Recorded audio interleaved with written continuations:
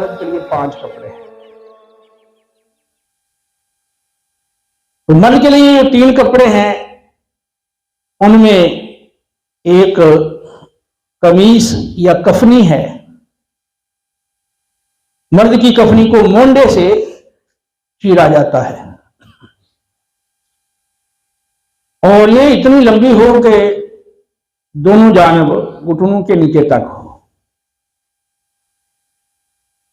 कमीज के साथ फिर इजार, इसको तहबद कहते हैं, सर की चोटी से पांव तक इसकी लंबाई हो। उसके बाद लिफाफा, तो ये सर से लेकर पांव तक दोनों जानब इतना जायद हो कि इसको बांधा जा सके। ये 3 कपड़े हैं जो जिनमें गुस्ल देना, जिनमें कफन देना मैयत को मसनून है। कफन सफेद कपड़े का हो, जिस पाक में सही हदीस में हुक्म है तो तुम सफेद लिबास पहनो, ये बेहतरीन लिबास है, पकीज़ा साफ सुथरा लिबास है।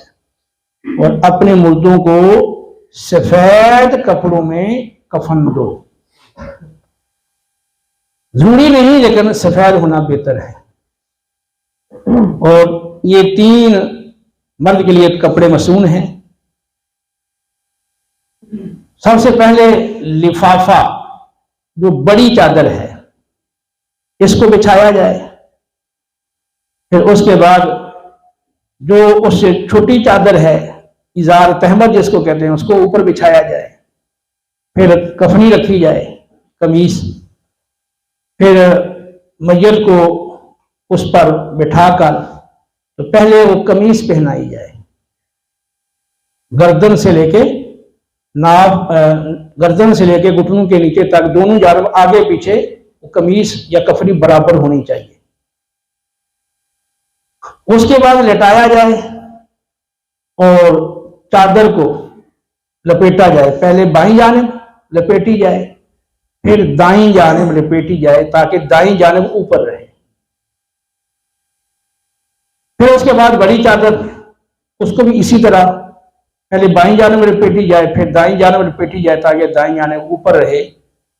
और अब पांव की तरफ से और सर की तरफ से इस चादर को किसी छोटे कपड़े के किसी हिस्से से बांध दिया जाए। ये तकफीन का मरहला मुकम्मल हो गया। उसके बाद जब कफन जब पहनाया जाए तो कफन को भी धूनी दी जाए, ये हुक्म है। कफन को भी धूनी दी जाए, यानी खुशबूदार धूनी जाए, जैसे तख्ते के हवाले से, चारपाई के हवाले से मैंने बताया।